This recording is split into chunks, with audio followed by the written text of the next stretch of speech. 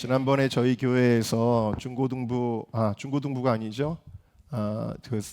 청년 연합수련회 세교회 연합수련회를 했었는데 그때 간증할 사람들 앞으로 나오라 그러니까 여러 명이 나왔었는데 그 중에 한 남자 청년이 이렇게 간증을 했습니다.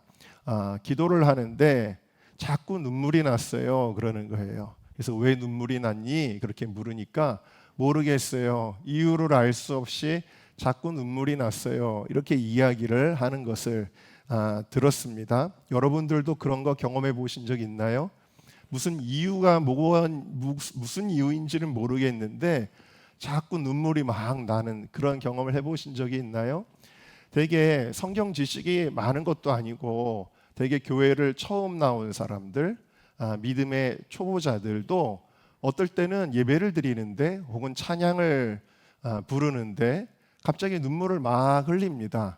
그래서 나중에 물어보면 뭐라 그러냐면 나도 내가 왜 우는지 모르겠어. 그렇게 이야기를 합니다. 여러분, 성경도 잘 모르는 사람이 예수님이 나를 위해 십자가에 죽으셨기 때문에 감격이 돼서 울었습니다, 이런 게 아니란 말이에요. 그냥 이유가 없이 그냥 나도 모르게 막 눈물이 흐른다는 것입니다. 여러분, 성경도 잘 모르는 사람이라고 할지라도 뭘 알아서 그렇게 감격하는 것일까요? 그 이유가 오늘 말씀에 나와 있습니다. 자, 24절을 다 같이 읽어볼까요? 시작. 하나님은 영이시니 예배하는 자가 영과 진리로 예배할지니라. 자, 우리가 예배 때 경험하는 우리 하나님은 어떤 분이시라고요? 영이시다. 하나님은 영이시다라는 거예요. 다시 말하면 우리 눈에 보이지 않아도 그 사람이 영이신 하나님을 경험하기 때문이다 라는 거예요. 왜냐하면 자, 로마서 14장 17절에 보니까 성령 안에는 뭐가 있다고요? 의와 평강과 희락이 있다. 그래서 이 희락이라는 건 뭐예요? 기쁨이에요. 기쁨. 데살로니가전서 1장 6절을 보니까 성령님의 속성이 뭐냐면 기쁨이다 그랬어요. 자, 갈라디아서 5장 22절도 읽어볼까요? 시작. 오직 성령의 열매는 사랑과 희락과 화평과. 자, 여기도 희락이 나오죠. 이 희락은 헬라어로 카라라고 합니다. 근데 이 카라라고 하는 단어는 어떤 상황과 환경과 이유가 있어서 생기는 즐거움을 가리키는 게 아니에요. 돈을 벌어서 기쁘다, 대학에 붙어서 기쁘다, 이런 기쁨이 아니에요. 여기서 말하는 이 카라라고 하는 것은 하나님과의 관계에서 오는, 하나님께로부터 내게 흘러오는 그 기쁨을 가리켜서 카라라고 하는 것입니다. 그래서 여러분, 우리가 물론 눈물이 날 때 뭔가 기쁨의 이유가 있어서 주님이 내 죄를 용서해 주셔서, 주님이 내 기도에 응답해 주셔서, 주님이 나를 위로해 주셔서 여러 가지 이유가 있을 수 있겠죠. 물론 그런 것도 있겠죠. 그런데 이유 없이 그냥 그런 것이 없다고 할지라도 그냥 우리가 성령을 경험하면은 눈물이 나는 거예요. 성령을 경험하면 눈물이 나는 겁니다. 왜요? 우리 성령님은 기쁨의 영이시기 때문입니다. 슬퍼서 우는 건 아니잖아요. 너무 기뻐서 우는 거잖아요. 그래서 성령은 기쁨의 영이시고 그 성령을 경험하면 우리가 이렇게 감격할 수밖에 없게 우리의 영이 반응하게 되어진다라는 사실입니다. 또 요한일서 4장 8절을 한번 읽어볼까요? 시작. 사랑하지 아니하는 자는 하나님을 알지 못하나니 이는 하나님이 뭐라고요? 사랑이시다 그랬어요. 그래서 우리 성령님께서 오시면 그분은 사랑이시기 때문에 그 사랑에 감격하게 되는 거예요. 특별히 뭘 설명하고 논리적으로 이야기할 것도 없어요. 여러분에게 오늘 이 시간에 영이신 하나님께서 오시기를 주님의 이름으로 축원합니다. 그 영이신 하나님은 기쁨의 성령님, 사랑의 성령님이시다. 함께 따라할까요? 기쁨의 성령님, 사랑의 성령님. 그럼 여러분 기쁘지 않을 수 없죠. 여러분, 우리가 예배 드릴 때도 밝아져야 됩니다. 왜? 우리는 성령의 사람이기 때문이다 라는 거예요. 특별히 예배하면 요한복음 4장의 이 본문이 정말 중요한 본문인데요, 오늘 말씀에 나오는 이 사마리아 여인이요 너무 기뻐요. 할렐루야. 너무 기뻐요. 왜 기쁠까요? 그 기쁨의 이유가 뭐죠? 29절을 읽어봅시다. 시작. 내가 행한 모든 일을 내게 말한 사람을 와서 보라. 이는 그리스도가 아니냐 하니 그랬어요. 여러분 뭐예요? 이 여인이 기쁜 이유는 한마디로 이거예요. 내가 예수님을 만났다. 할렐루야. 함께 고백합시다. 내가 예수님을 만났다. 오늘이 몇 월 며칠이에요? 8월 2일인가요? 네, 한번 따라합시다. 내가 8월 2일에 은정교회에서 예배하다가 예수님을 만났다. 아멘입니까? 여러분 그렇게 돼야 된다라는 거예요. 자, 그래서 이 예배를 가르쳐 주시기 위해서 오늘 주님이 보여주신 이 사마리아 우물가의 사건의 본질은 뭐냐면요, 복잡하게 생각할 게 없어요. 사마리아 여인, 불행했던 이 여인이 기쁨의 영이신 우리에게 사랑으로 가득하신 그 예수님을 만났다라는 것입니다. 여러분 예배가 무엇이냐고 물으신다면 하나님을 만나는 것이다. 함께 따라합시다. 예배는 하나님을 만나는 것입니다. 그러니까 여러분 지금도 여러분들이 최상일 목사를 만나러 온 것은 아니잖아요. 물론 저도 만나러 오시겠지만 우리 장로님을 만나러 오신 거는 아닐 거 아니에요. 여러분들이 지금 하나님을 만나는 거예요. 예배의 본질은 하나님을 만나는 것입니다. 여러분의 예배는 어떻게 되어야 됩니까? 하나님을 만나는 예배가 되어야 한다라는 것입니다. 할렐루야. 지난번에 그 청년들 수련회 할 때 첫날 저녁인가요? 아마 우리 교회에서 막 밥하고 그랬던 날로 기억하는데 사모가 조카를 데리러 갔습니다. 조카를 데려와서 은혜 받게 하려고 어디까지 갔냐면 조카가 살고 있는 저 군포 옆에 대암이까지 갔습니다. 만나러 갔는데 얘가 너무 아파가지고 방에서 끙끙 앓고 누워서 잠이 든 거예요. 그래서 조금 기운을 차리면 데려가야지 기다리다가 방 안에 들어가가지고 보니까 이불을 뒤집어 쓰고 꼼짝도 안 하고 있는 거예요. 그래서 결국에는 제대로 만나지도 못하고 돌아왔습니다. 여러분 아무리 그 대암이까지 갔다고 할지라도 만나지도 못하고 돌아오면 보람이 있어요, 없어요? 없잖아요. 얼마나 허탈합니까? 얼마나 아쉽습니까? 그러니까 우리의 예배가 하나님 앞에 예배 드리려고 여러분들이 이 자리까지 나와서 예배를 드리는데 와가지고 하나님도 못 만나고 그냥 돌아가면 이것이 얼마나 허망합니까? 그것이 무슨 의미가 있겠냐라는 거예요. 여러분들 꼭 하나님을 만나시기를 바랍니다. 우리 은정교회가 동네에서 정말 좋은 소문이 많이 난 것 같아요. 그리고 여기 교회에 많은 분들이 방문을 이렇게 하시고 와서 기도하시는 분들도 계시고 그러는데 어제도 어떤 분들이 오셔가지고 뭐라 그러냐면 은정교회는 정말 좋은 교회라고 막 서로들 얘기하고 이웃들이랑 그렇게 얘기를 했다라는 거예요. 할렐루야. 은정교회는 굉장히 막 뜨겁고 예배가 살아있고 또 다음 세대 청년들도 굉장히 살아있고 그런 교회라고 소문이 났다라는 거예요. 할렐루야. 얼마나 감사한 일인지 모르는데요. 한 번은 어떤 분이 오셨습니다. 그리고는 제가 교회에 있었는데 저를 만나시고는 그러는 거예요. 목사님 혹시나 하고 와봤는데 목사님을 만나게 돼서 너무 좋습니다. 그러시는 거예요. 그리고는 기도를 받고는 기쁨으로 돌아가셨어요. 그러니까 저랑 약속하고 오신 게 아닌데 혹시나 하고 은정교회를 왔는데 저를 만나서 너무 좋다라는 거예요. 여러분 이겁니다. 사람을 만나려고 갔는데 사람을 못 만나도 그렇게 허망하죠. 허무하죠. 그리고 사람을 만나고 싶어서 갔는데 진짜 그 사람을 만난 것만으로도 그렇게 기쁘고 너무나 즐겁죠. 하물며 여러분 예배 가운데 하나님을 경험하시기를 주님의 이름으로 축원합니다. 여러분들이 하나님을 만난다는 것은 그러면 뭐냐? 15절을 같이 읽어보겠습니다. 시작. 여자가 이르되 주여 그런 물을 내게 주사 목마르지도 않고 또 여기 물 기르러 오지도 않게 하옵소서. 자, 여러분 지금 이 여인이 자기에게 물을 달라라고 이야기를 하고 계십니다. 이 물은 생명의 근원이지요. 우리가 화분에 문 권사님이 늘 물을 주시는데 만약에 이 물이 없으면 이 화초들이 메말라 죽을 수밖에 없어요. 생명의 근원이 부어져야 되는 것이죠. 자, 그 생명의 근원이 누구십니까? 바로 성령님이십니다. 디도서 3장 6절을 읽겠습니다. 시작. 우리 구주 예수 그리스도로 말미암아 우리에게 그 성령을 풍성히 부어 주사. 할렐루야.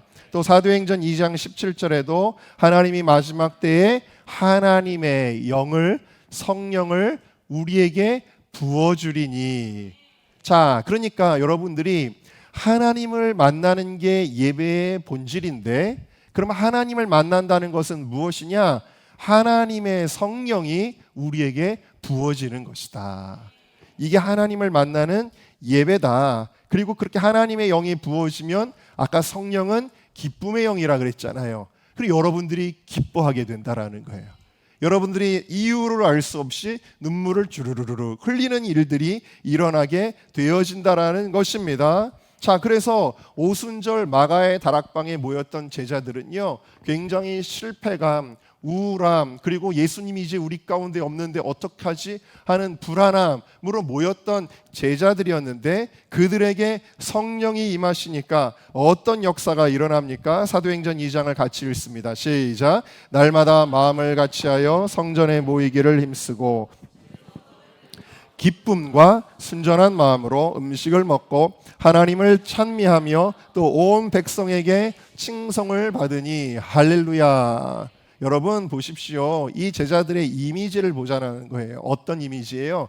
기쁨이 충만합니다. 얼마나 기쁜지 계속 모여서 예배하고 서로 사랑하고 서로 나누고 기쁨과 순전한 마음으로 그들의 마음에 기쁨이 가득해서 하나님을 찬미하는 그런 모습을 우리가 볼 수가 있는 것이죠. 자, 사도행전 13장 52절 시작. 제자들은 기쁨과 성령이 충만하니라. 이 사도행전 13장의 배경은 뭐냐면요, 예수 믿는 사람들 혹은 예수를 전하는 사람들 때리고 고문하고 감옥에 끌고 가고 하는 상황입니다. 협박하는 상황이에요. 그런데도 불구하고 그들이 우울해하는 게 아니라, 절망하는 게 아니라 어떻게 됐다고요? 기쁨과 성령이 충만하니라 그랬어요. 제자들이 계속해서 성령의 충만으로 말미암아 기쁨이 충만했다라는 그러한 의미입니다. 우리 함께 따라합시다. 주여, 우리의 예배에 성령이 임하게 하소서. 주여, 우리의 마음에 기쁨이 충만하게 하소서. 여러분, 이것이 바로 예배라는 거예요. 예배는 성령님께서 우리에게 부어주시는 것이고, 그 성령님은 기쁨의 영이시고, 그 기쁨의 영이 임할 때 우리가 기뻐하게 된다. 어떤 이유가 있어서 기뻐하는 것이 아니라 기쁨의 영이, 기쁨의 근원이 되시는 분이 내 안에 들어오시기 때문에 내 영이 기뻐하게 되는 줄로 믿습니다. 이 일이 누구에게 일어난 것이냐면 바로 사마리아 우물가의 여인에게 일어난 거예요. 이 예배의 기쁨이 이 여인을 변화시킨 것입니다. 단순히 요한복음 4장의 이 여인에게만 일어난 사건이 아니라 오늘 저와 여러분에게도 이 일이 일어나는 것입니다. 그리고 이 예배의 기쁨이 여러분들의 삶을, 저와 여러분의 삶을 변화시키게 될 줄로 믿습니다. 이 변화는 제가 세 가지 차원으로 나누겠는데, 오늘 다 할 수 있으면 다 하고 하다가 안 되면 다음 주에 이어서 할 텐데요. 첫 번째, 우리 함께 따라 하시겠습니다. 예배의 기쁨이 죄를 이기게 합니다. 여러분, 저나 여러분들이나 죄를 짓지요. 죄를 왜 짓나요? 죄를 짓는 이유가 뭐예요? 죄 지면 안 된다는 거 모르는 사람 있나요? 다 알잖아요. 하나님 기뻐하지 않는다는 거 알잖아요. 그럼에도 불구하고 왜 죄를 짓지요? 그것은 죄가 우리에게 어떤 기쁨을 주기 때문이에요. 죄가 어떤 우리에게 즐거움이나 만족감을 주기 때문에 죄를 짓는 거예요. 인류 최초의 죄였던 선악과를 따먹은 사건을 보세요. 선악과를 먹으면 네가 하나님처럼 될 거야 라고 사단이 이야기를 합니다. 뱀이 이야기를 합니다. 야, 저 선악과를 먹으면 내가 하나님처럼 돼? 오, 좋겠는데? 만족감을 추구한 거예요. 또 그 선악과를 바라볼 때 야, 먹금직하게 생겼다, 보암직하다 라고 그렇게 기록을 하고 있지요. 탐스럽다. 그래서 그거를 따먹었어요. 아마도 뱀이 이야기했던 것처럼 정말 그것을 먹는 순간만큼은 굉장히 맛있었을 거예요. 기쁨이 있었을 거예요. 물론 이 기쁨은 영적인 기쁨이 아니라 육적인 기쁨이지요. 우리의 오감을 자극하는 기쁨이었을 겁니다. 그것을 자기도 먹고 남편에게도 주어서 먹었다라는 것이죠. 자, 에서는 어땠습니까? 에서는 장자의 명분을 가지고 있는 사람이었는데, 언약을 가지고 있는 사람이었는데, 배가 고프니까 팥죽 한 그릇에 그의 마음이 동하기 시작했습니다. 그래서 그는 언약을 헌신발처럼 다 버려버리고 그 팥죽을 먹었습니다. 팥죽을 먹을 때, 여러분 배가 쫄쫄 굶을 때에 누가 맛있는 음식을 차려놓으면 그 음식을 먹을 때에 기쁨이 있을 거 아니에요? 즐거움이 있을 거 아니에요? 그 기쁨을 선택하고 하나님의 언약은 내팽겨 쳐버리고 말았다. 그래서 성경은 이 장자의 명분을 판 에서를 망령된 자다, 이렇게 이야기를 했습니다. 출애굽했던 이스라엘 백성은 어땠습니까? 민수기 11장 4절에 보니까 그들 중에 순수한 이스라엘 사람들이 아닌 사람들로부터 뭐가 생겼냐면 탐욕이 생겼다. 고기가 먹고 싶어. 우리 맨날 이 만나만 먹고 있는데, 야, 고기가 먹고 싶어, 치킨 좀 배달해봐, 막 이런 것입니다. 그럴 때 여러분, 이 온 이스라엘에게 이 탐욕이 퍼져나가서 그들이 얼마나 욕심을 부렸는지 울면서까지 이랬다라는 거예요. 그래가지고 하나님이 이 메추라기들을 다 모아가지고 먹이게 하셨는데, 오히려 그거를 먹고 백성들이 탈나고 죽는 사태가 벌어지기도 하였죠. 자, 여호수아 7장의 아간은 어떻습니까? 하나님이 여리고성을 완전히 다 진멸하고 불태우라고 명령을 하셨음에도 불구하고 그의 눈에 뭐가 보였냐면 시날산 외투가 보였다. 시날산은 굉장히 외투로 유명한 특산지였던 것 같습니다. 오늘날로 말하면 샤넬 밍크 코트가 있는 겁니다. 너무너무 이거 입어보면 좋겠다, 이거 가졌으면 좋겠다. 또 금덩어리가 보입니다. 은덩어리가 보입니다. 이거 가지고 있다가 나중에 몇 배로 오르면은 그때 팔면 좋겠다. 뭐예요? 탐내어 가졌나이다. 여러분, 이 죄가 주는 즐거움이 있었다라는 거예요. 이 죄가 주는 기쁨이 있었다라는 것입니다. 사사기 14장의 삼손은 어떻습니까? 이 여자 저 여자 꽁무니를 쫓아다니고 여자 없이는 못 사는 겁니다. 이것은 무엇입니까? 그 여자를 좋아하오니 여자들을 만나러 다니는 그 기쁨이 있었다라는 것이죠. 다윗은 왜 범죄했습니까? 그 위대한 하나님의 사람이요, 한 여인이 벌거벗고 목욕하는 것을 보는데 저 여자랑 한번 잡았으면 좋겠다. 무엇입니까? 그 경험이 주는 기쁨, 그 즐거움 때문이었다라는 것이죠. 여러분, 왜 우리가 이런 사람들뿐만 아니라 우리들도 돈이 우상이 되거나 명예가 우상이 되거나 사람이 우상이 되죠? 돈이 주는 즐거움, 또 명예가 주는 즐거움, 사람이 주는 어떤 기쁨을 추구하기 때문입니다. 왜 하나님의 뜻대로 거룩하게 살지 못하고 우리가 음란하고 음행을 하죠? 그것은 그럴 때 느끼는 어떤 육체적인 쾌락과 기쁨이 있기 때문이죠. 왜 술 취하고 방탕하죠? 그것들을 통해 느끼는 어떤 기쁨이 있기 때문이죠. 왜 우리가 성공을 위해서 신앙을, 언약을 버릴 때가 있죠? 그것은 성공이 주는 어떤 기쁨을 추구하기 때문이죠. 그런데 이 모든 기쁨과 즐거움은요, 다 육적인 것이고 가짜입니다. 자, 히브리서 11장 25절을 다 같이 읽겠습니다. 시작. 도리어 하나님의 백성과 함께 고난받기를. 여러분, 죄는 분명히 뭘 주는 거예요? 이거는 즐거움 락자죠. 기쁨 락자입니다. 죄는 즐거움을 주는데요, 이것은 우리에게 정말 영원한 즐거움과 영원한 기쁨을 주는 것이 아니라 뭐예요? 잠시라 그랬어요. 죄가 주는 즐거움의 특징이 있습니다. 죄가 주는 기쁨의 특징이 있습니다. 그건 뭐예요? 잠시라는 것입니다. 이것은 가짜라는 것입니다. 영원히 행복할 것처럼 이야기하지만 영원히 멸망하는 것입니다. 그래서 아담과 하와는 생명을 잃어버리고 영원히 저주받는 인생이 된 것입니다. 에서는 장자의 축복을 잃어버리게 된 것입니다. 이스라엘 백성은 가나안 땅에 못 들어간 것입니다. 아간은 결국에는 시날산 외투와 금덩어리를 취했지만 돌에 맞아 죽는 인생이 된 것입니다. 삼손은 여인들로 인하여 즐거움을 누렸지만 눈이 뽑히고 끌려가서 비참하게 죽는 인생이 된 것입니다. 다윗은 어땠습니까? 하룻밤에 그 즐거움이 다윗의 인생을 갈기갈기 다 찢어놓고 그의 가정을 풍비박산나게 하고 자녀들이 서로 죽이고 자녀들이 아버지에게 전쟁을 걸어오는 비참한 인생이 되고 말았던 것입니다. 여러분, 죄는 우리에게 기쁨을 줄 거야 라고 말하지만, 그래서 우리가 하나님의 말씀보다 이 죄가 주는 기쁨에 끌려서 범죄하게 되면 잠깐 즐거움을 얻지만 그 이후에는 뭐가 찾아와요? 더 큰 공허함과 더 큰 속박과 더 큰 멸망이 찾아오게 되어진다라는 사실입니다. 그런데 여러분, 이 모든 걸 여러분들이 모르시는 게 아니죠. 이걸 알고 계시잖아요.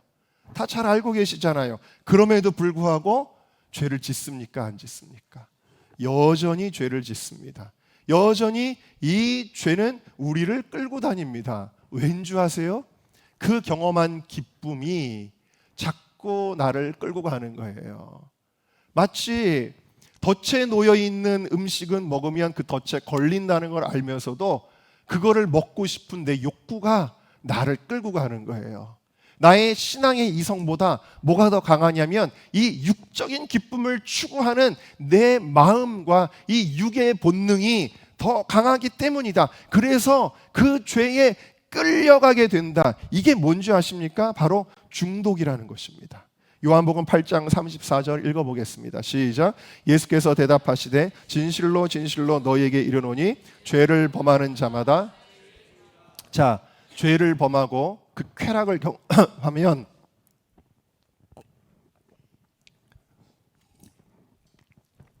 우리가 무엇이 된다고요? 죄의 종이 된다라는 거예요. 여러분, 종은 자기의 자유 의지대로 나는 오늘 늦게 일어나고 싶으면 늦게 일어나고, 나는 오늘 일하기 싫으면 일하지 않고, 나는 오늘 여행을 가고 싶으면 여행을 가고, 나는 오늘 맛집에 가서 식사를 하고 싶으면 식사를 할 수 있나요? 종은요, 그럴 자유가 없어요. 종은 자기의 주인이 시키는 대로 주인에게 끌려다니는 존재가 종이에요. 그런데 불행하게도 우리가 하나님의 종이 되는 게 아니라 죄를 범하는 자는 무엇의 종이 되냐면 죄의 종이 되는 거예요.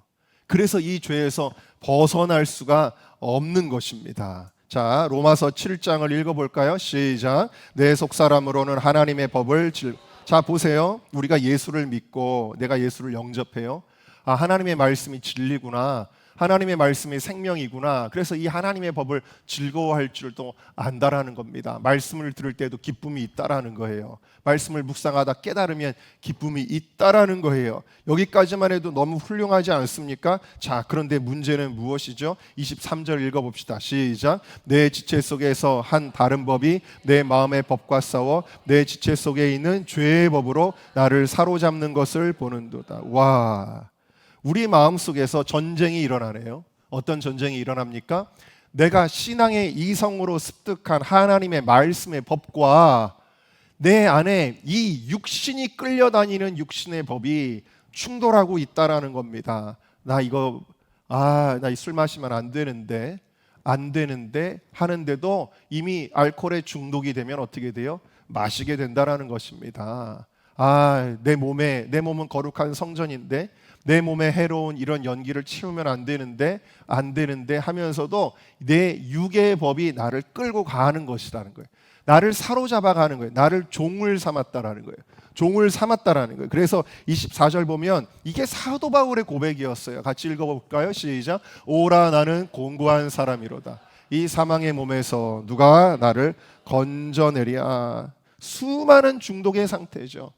수많은 중독의 상태. 오늘 말씀에 나오는 이 사마리아 여인은요, 남편이 몇 명이었다라는 거예요? 5명이래요. 남자를 5번을 바꿨다라는 거예요. 한 번 실패했으면 더 이상 남자는 거들떠도 안 볼 것 같은데 아니요. 남자 없이는 못 사는 사람이 되었기 때문에 계속 이렇게 남편이 5명이나 되었던 것입니다. 이것은 뭘 보여주는 거죠? 죄의 굴레를 보여주는 거예요. 또다시 누군가를 찾고 동거하는 일이 반복되었다. 이것은 죄의 중독성을 보여주는 것이다 라는 거예요. 여러분, 제가 되게 이 죄의 중독의 문제를 가지고 괴로워하는 것은 청년들입니다. 왜냐하면 신앙생활을 오래 한 어른들은 그냥 타협을 해요. 인간은 다 뭐 죄를 짓고 사는 것이지 하고 타협을 하든지, 아니면 정말 신앙의 어떤 단계를 넘어가서 성숙해져서 정말 하나님의 뜻대로 살든지 뭐 이래요. 그래서 사실 기성세대는 잘 죄에 대해 많이 고민하지 않습니다. 그런데 청년들은 죄를 인하여 갈등하죠. 고민이 많습니다. 괴로워합니다. 쉽게 말하면 굉장히 괴로워하면서 상담을 하러 옵니다. 그러면서 저에게 묻습니다. 목사님, 죄를 어떻게 이기지요? 왜 마음의 법은, 내 영의 법은 하나님의 뜻대로 살고 싶거든요. 근데 그게 잘 안 된단 말이에요. 그래서 너무 괴로워서 목사님 어떻게 해야 죄를 이길 수 있죠?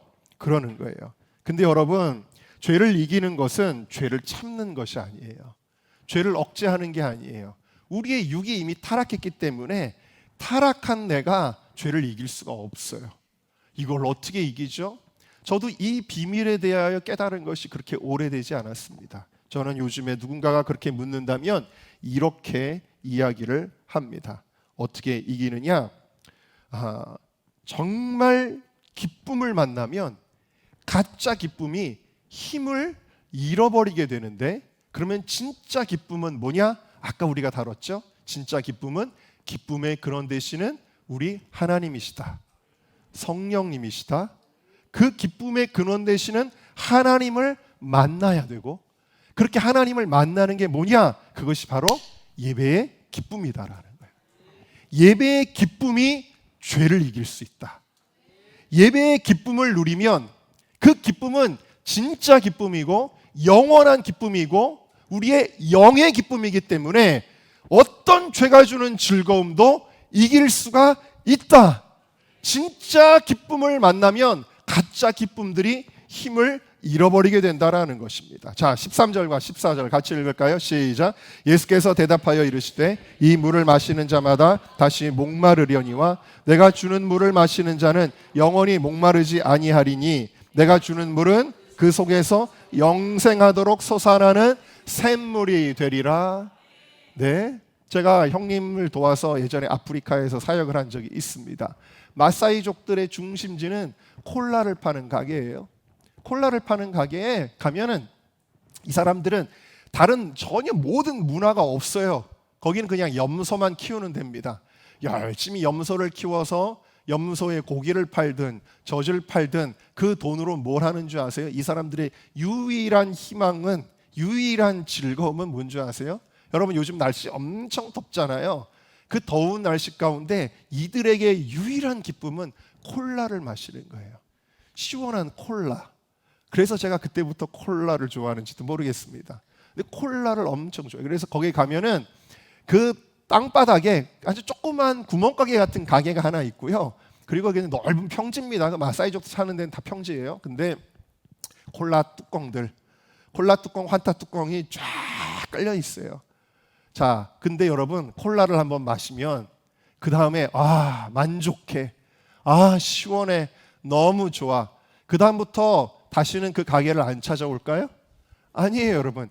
길을 쓰고 또 염소를 팔아가지고 콜라를 마시러 옵니다. 또 환타를 마시러 옵니다. 여러분, 뭐예요? 이거는요, 육의 즐거움은 진짜 즐거움이 아니라는 거예요. 영원히 우리를 만족시키는 게 있어요, 없어요? 없습니다. 여행, 여름이 되면 휴가철이니까 여행, 특히 해외여행의 맛을 들인 사람은요, 너무 좋았어, 오늘 이번에 여행 너무 좋았어. 그리고 나서 만족하고 더 이상 갈 생각이 없어지는 게 아니라, 이런 사람들은요, 여행을 안 다녀본 사람보다 더 마음이 분주해요. 또 여행 가야 돼. 또 여행 가고 싶은 거예요. 못 견뎌요, 여행을 안 가면. 그래서 여행도 중독이 되기도 합니다. 이런 것들이 너무나 많이 있죠. 그래서 세상이 주는 물을 마시는 자마다 다시 목마를 것이다. 목마를 것이다. 라는 거예요. 그런데 예수님이 주는 물, 14절, 예수님이 주는 물을 마시는 자마다 영원히 목마르지 아니하리니 내가 주는 물은 그 속에서 영생하도록 솟아나는 샘물이 되리라. 할렐루야. 자, 28절을 읽어볼까요? 이 결과 시작. 여자가 물동이를 버려두고 사람들에게 이르되, 이 여자는요 물동이 물 기르러 우물에 갔는데 아니 물 기를 생각은 안 하고 이 물동이를 버려두었다. 물동이가 얼마나 중요해요. 근데 이 물동이를 버려두고 예수를 선포하러, 예수님의 사랑을 전하러 뛰어나갔다라는 겁니다. 이건 뭐예요? 세상이 주는 목마름, 그것을 통해 그 목마름을 채울 때마다 일시적이지만 그때 누리는 기쁨이 힘을 잃어버린 거예요. 힘을 잃어 하찮아진 거예요. 이 여인은 지금 예수의 사랑으로 불타고 있다라는 것입니다. 자, 이것이 바로 우리가 죄를 이기는 예배의 기쁨이다라는 거예요. 자, 히브리서 11장 말씀을 다시 한번 보실까요? 시작. 믿음으로 모세는 장성하여 바로의 공주의 아들이라 칭함받기를 거절하고 도리어 하나님의 백성과 함께 고난받기를 잠시 죄악의 낙을 누리는 것보다 더 좋아하고. 여러분 보세요. 죄가 주는 즐거움 자체가 없는 것은 아니에요. 그러나 모세는 선택을 합니다. 어떻게 선택하냐면 이 죄악의 일시적인 죄악의 즐거움을 누리는 것보다 더 좋아한 게 뭐냐? 하나님의 백성과 함께 고난받는 것이었다. 어떻게 이런 일이 있을 수가 있죠? 그 다음 절 읽어보겠습니다. 시작. 그리스도를 위하여 받는 수모를 애굽의 모든 보화보다 더 큰 재물로 여겼으니 이는 상 주심을 바라봄이라. 할렐루야. 아, 애굽의 금은보화, 왕자의 명예, 이것조차도 무엇 앞에서 힘을 잃어버렸는지 아세요? 그리스도 앞에서 힘을 잃어버린 거예요. 그리스도를 바라보는 그 즐거움 앞에서 이 애굽의 최고의 즐거움조차도 힘을 잃어버리게 된 것이다 라는 것입니다. 사도 바울은 어땠습니까? 사도 바울은요 율법으로는 흠이 없는 사람이고 바리새인 중에 바리새인이고 가말리알의 문화생이고 베냐민 지파의 정말 순수한 혈통을 가진 사람이었고, 그는 그 당시에 공회원 중에 한 명이에요. 명예를 가진 자, 학벌을 가진 자, 성공을 향해 나아갈 수 있는 자였다라는 것이죠. 자, 그런데 빌립보서 3장에 그가 이렇게 고백을 하고 있습니다. 같이 읽어보겠습니다. 시작. 그러나 무엇이든지 내가 그리스도를 위하여 다 해로 여길 뿐더러 또한 모든 것을 해로 여김은 내 주 그리스도 예수를 아는 지식이 가장 고상하기 때문이라. 내가 그를 위하여 모든 것을 잃어버리고 배설물로 여김은, 자, 뭔가를 버리고 뭔가를 얻었습니다. 그가 버린 거는 뭐예요? 내가 세상에서 귀하다고 여겼던 것들, 세상에서 가치 있다고 여겼던 것들, 세상에서 나에게 유익하다고 여겼던 그 가치들, 그래서 그것이 나에게 기쁨을 주겠다 그랬고 만족을 주겠다 그랬던 그 것들을 내가 무엇처럼 여겼느냐? 배설물처럼 이 플러싱을 누르고 슉 하고 내려보냈다라는 거예요. 배설물처럼 뒤돌아볼 필요도 없는 거예요. 여러분 그걸 뒤돌아보면서 이렇게 관찰하고 음미하는 사람이 있어요? 보기도 싫죠. 여러분 밥맛 떨어지지 않습니까? 여러분 그 정도로 예수를 만나는 기쁨이 너무 크니까 어떻게 돼요? 내가 여태까지 즐거워하던 나는 맛집 다니는 게 너무 좋았는데 시시해진 거예요. 나는 드라마 없이는 못 살아. 아침 드라마 보시는 주부들, 애들 학교 보내고 나서 연속곡 너무너무 궁금해. 어떻게 됐을까? 저 주인공 빨리 이제 올라가 가지고 저 예쁜 여자랑 결혼해야 될 텐데 막 궁금했던 그 아침 드라마 연속곡이 어떻게 보인다는 거예요? 이제 시시하다라는 거예요. 도대체 내가 이런 거를 왜 이렇게 좋아했지? 너무너무 다 시시한 거예요. 세상 즐거움 다 버리고 오직 예수 그리스도로 기뻐하고 있다라는 것입니다. 얼마나 예수 그리스도를 만나는 기쁨이 컸길래 말이죠. 제가 주일학교 때 저를 가르치셨던 정모 전도사님이라는 분이 계셨어요. 이분이 어떤 분이었냐면 굉장히 세속적인 분이었습니다. 원래는 원래는 세속적인 분이었는데 이분은 무슨 즐거움으로 살았냐면 아주 자기를 화려하게 치장을 하고 화장을 아주 그냥 진하게 하고 그리고 명품 옷을 입고 명품 옷, 명품 구두, 명품 가방 막 이런 거 들고 다니면서 사람들한테 의시되고 과시하고 인정받고 너무 예뻐요 이런 거 들으면서 좋아하고 그냥 그런 즐거움으로 살던 분이었어요. 그게 그분에게는 계속해서 기쁨의 이유였다라는 것입니다. 자, 그런데 이분이 어떤 고난 가운데서 하나님을 찾게 되었고 그분이 예수 그리스도를 만나게 되었습니다. 인격적으로 하나님을 만나서 그분이 성령을 체험했어요. 할렐루야. 성령을 체험했는데 놀랍게도 그 아까운 물건들이잖아요. 명품이잖아요. 브랜드거든요. 다 화려한 것들인데 이분이 성령을 체험하니까 이게 하찮게 느껴지고 말았어요. 그리고 이분이 이거를 다 모아다가 정리를 해버렸어요. 누구를 다 주고 막 나눠주고 정리를 해버렸어요. 그렇게 화려하게 막 이상하게 막 하던 분이 얼굴도 단정하게 하고 옷도 몇 벌 없어요. 그냥 단정한 옷으로 그냥 한두 벌 그냥 그렇게 입고 다니는 거예요. 변화가 일어났어요. 저분 왜 달라졌지? 뭐가 달라졌는 줄 아세요? 예수를 아는 기쁨이, 성령을 아는 기쁨이 너무 충만하니까 이거가 하찮아지고 이거를 추구할 이유가 없어지게 된 것입니다. 이후에 이분이 신학교에 가서 전도사님이 되었고 그래서 제가 어렸을 때 전도사님이셨고 이분이 나중에 목사 안수를 받고 지금도 경상도 어디에서 전라도 어디에서 목회를 지금 잘하고 계셔요. 할렐루야.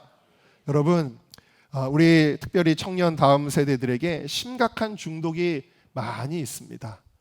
그런데 여러분 이 중독 어떤 것들은요 예를 들어서 뭐 음란이다 무슨 야한 영상을 보는 중독이 있다 이런 거는 그 자체가 죄잖아요. 근데 그 자체가 죄가 아닌 것들도 있어요. 예를 들면은 음식을 먹는 거라든지 여러 가지 있잖아요. 그런데 그것도 매이게 되면 죄가 되는 거예요. 왜? 중독이기 때문이에요. 에베소에 뭐라 그랬어요? 술 취하지 말라 이는 방탕한 것이니 오직 성령의 충만을 받으라. 할렐루야. 자, 성령의 충만을 받으라. 하나님이 지으신 우리 하나님의 자녀는요 죄의 종이 되면 안 돼요. 우리는 오직 성령의 지배를 받아야 될 줄로 믿습니다. 하나님의 자녀잖아요 우리는. 자, 그래서 SNS 같은 것도 그거 자체가 죄는 아니지만 거기에 매이면은요 그래서 그것이 나에게 항상 세상적인 이미지들 세상 사람들이 헛된 가치관으로 자랑하는 그런 것들 막 그런 거 올리잖아요. 그런 것들이 나에게 너무 영향을 준다면 그것도 죄가 되거든요. 이번에 수련회 끝나고 나서 우리 교회 학생 한 명이 인스타를 닫아버렸대요. 그걸 닫아버렸대요. 자, 왜 그랬을까요? 주님과의 만남에서 오는 기쁨은 인스타를 통해서 다른 사람들하고 교제하는 즐거움하고 바꿀 수 없기 때문입니다. 이게 하나님과의 나와의 관계에 방해가 돼? 그럼 난 이거 버릴 거야. 그렇게 된 거예요. 여러분, 예배의 기쁨을 회복하시고 예배의 기쁨을 경험하시고 예배를 통해서 기쁨의 근원 되시는 성령을 체험하시기를 주님의 이름으로 축복합니다. 갈라디아서 5장 16절입니다. 시작. 내가 이르노니 너희는 성령을 따라 행하라. 그렇습니다. 여러분, 육체의 욕심을 이루지 않는 것은 성령이 우리 안에 충만할 때 성령이 우리를 지배할 때 그것이 가능하다라는 것입니다. 마지막으로 시편 16편 11절을 읽겠습니다. 시작. 주께서 생명의 길을 내게 보이시리니 주의 앞에는 충만한 기쁨이 있고 주의 오른쪽에는 여러분 충만한 기쁨, 영원한 즐거움 세상에서 찾으시나요? 여기저기 두드리면서 누구를 만나면서 그리고 미디어에 나오는 화려한 것들을 꿈꾸면서 마셔도 또 목마르게 할 그것들을 향해 허덕거리고 계십니까? 여러분, 그 모든 것들을 다 힘을 잃어버리게 만드는 진짜 충만한 기쁨이 있으니 그것은 주님 앞에 있는 것이요 영원한 즐거움이 있으니 그것은 주님의 곁에 있는 것이니. 여러분, 오늘 예배의 기쁨을 누려보셨습니까?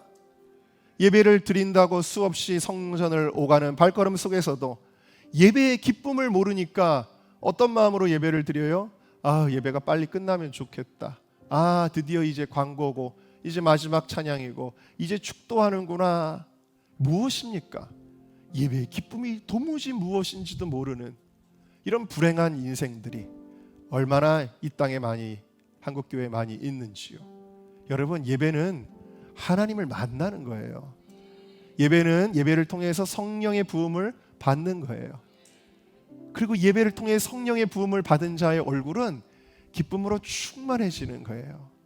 어찌 내가 직장이 너무 힘들어서요. 직장이 힘들겠죠. 피곤하겠죠. 아이들 키우는 게 너무 치여서요. 아이들 키우는 거 힘들겠죠. 치이겠죠. 사업에 너무 스트레스를 받아서요. 사업하다 보면 어려운 일들이 있겠죠. 그러나 여러분, 그건 다 핑계예요. 여러분들이 예배를 통해서 성령을 만나면, 기쁨의 근원 되시는 우리 하나님을 만나게 되면 여러분, 그 기쁨이 모든 것을 다 녹여버리는 것입니다. 중독에 시달리는 이들이요, 죄로 인하여 괴로워하는 이들이요, 무엇으로 이기겠습니까? 여러분의 육신의 의지, 결단, 천만에요. 우리의 힘으로는 이길 수 없지만 진짜 큰 기쁨을 만나야 되는 것입니다. 제가 이것을 원리를 알고 나서 더 이것을 알게 된 거는 제가 예배의 기쁨을 누릴 때, 제가 그냥 저는 혼자 나와서도 앉아가지고 주님을 찬양하면 계속해서 주님의 은혜가 저를 젖어들게 합니다. 그것이 젖어들고 젖어들다 보면은 내 육신이 추구하던 그 죄의 욕구들이 사라지게 돼요. 힘을 잃게 돼요. 하나님의 은혜가 너무 좋아서 이제는 내가 무엇에 대하여 목마른지 아세요? 예배의 기쁨에 대하여 목말라요.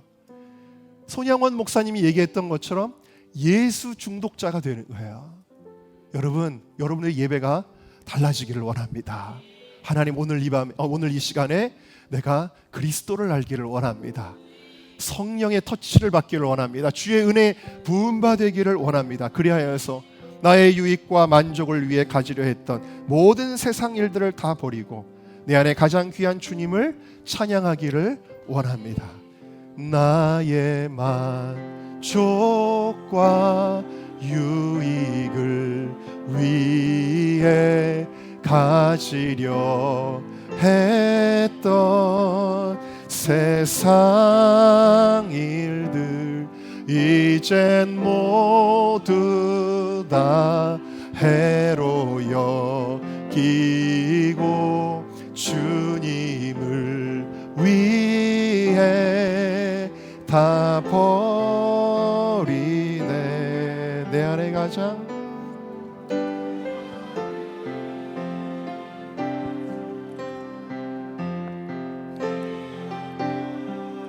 주님을 알미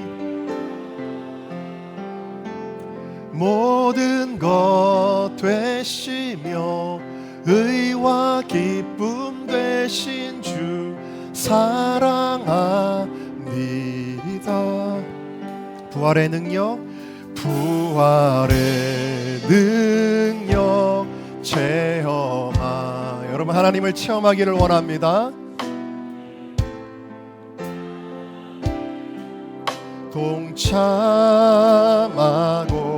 주의 죽으심 본을 받아서 그의 생명에 참여하네. 내 안에 가장 귀한 것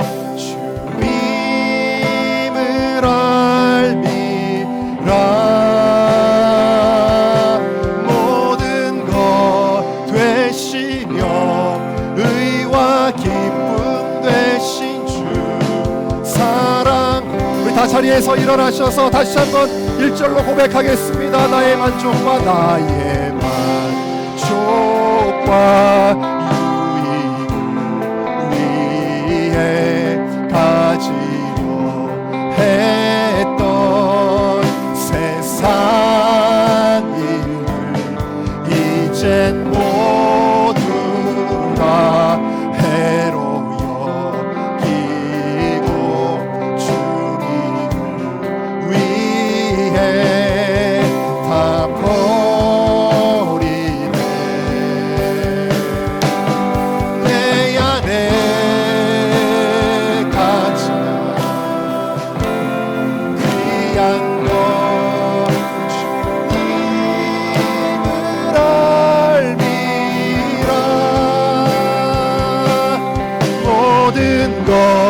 되시며 의와 기쁨 되 모든 것 되시며 모든 것 되시며 의와 기쁨 되 모든 것 되시며 모든 것 되시며 의와 기쁨 되신 주 모든 것 되시며 의와 기쁨 되신 주 사랑합니다. 합니다. 세상 즐거움 다 버리고 세상 자랑 다 버렸네. 세상 즐거움 다 버리고 세상 즐거움 다 버리고 세상 자랑 다 세상 즐거움 다 버리고 세상 즐거움 다 버리고 세상 자랑 다 버렸네.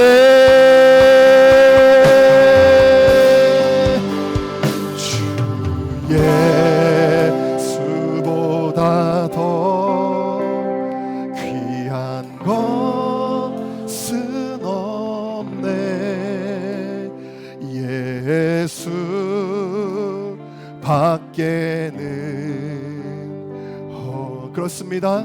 세상이 주는 그 물들, 세상이 죄악에 주는 그 어떤 즐거움과 기쁨은 이제 예배의 기쁨 속에서 다 힘을 잃어버릴 것입니다. 하나님, 오늘 내가 예배의 기쁨을 알게 하여 주시옵소서. 영원한 기쁨의 근원 되시는 성령의 생수가 내 심령 가운데 부어지게 하여 주시옵소서. 우리 다 같이 주여 세 번 부르고 통성으로 기도하겠습니다. 주여 주여 주여.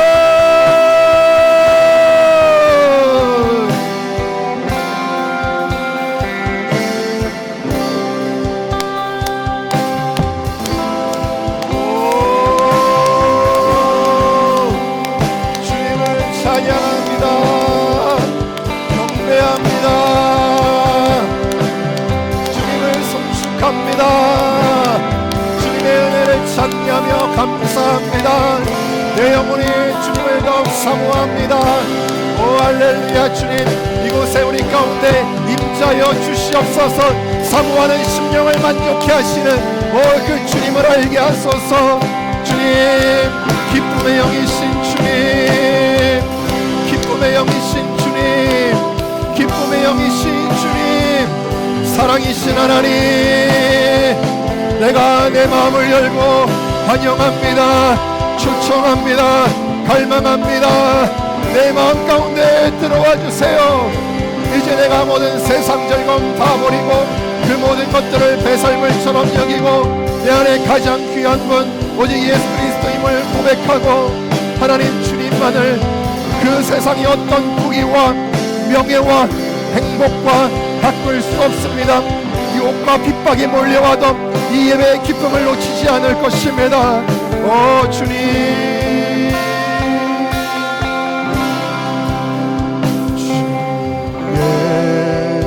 예수보다 더 귀한 것은 없네. 예수 밖에는 그렇습니다. 주님은 모든 것을 버리고 우리를 위하여 십자가를 지시고 우리를 위하여 고통을 당하시고 우리를 위하여 그 생명을 버리시고 그러나 3일 만에 부활하셔서 하나님 우편에 오르시고 우리에게 약속하신 성령을 보내주십니다. 우리 예배 가운데 성령님을 환영합니다. 초청합니다. 나의 마음 가운데 기쁨의 생수로 임하여 주옵소서. 나는 오직 이제 세상 것으로 목말라 하지 아니하고 주님을 향하여 내 영혼이 목마릅니다.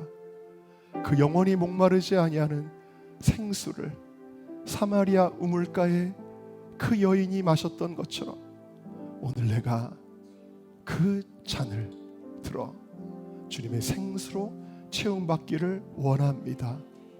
예배의 기쁨으로, 예배의 기쁨으로, 예배의 기쁨을 더욱 사모합니다. 충만하게 하소서. 이 예배의 기쁨으로 이기게 하소서. 우리와 함께 하시는 주님께 찬양을 드리며 감사하며 예수님의 이름으로 기도하옵나이다. 아멘. 우리 하나님께 찬양과 영광의 박수 올려드립니다. 할렐루야.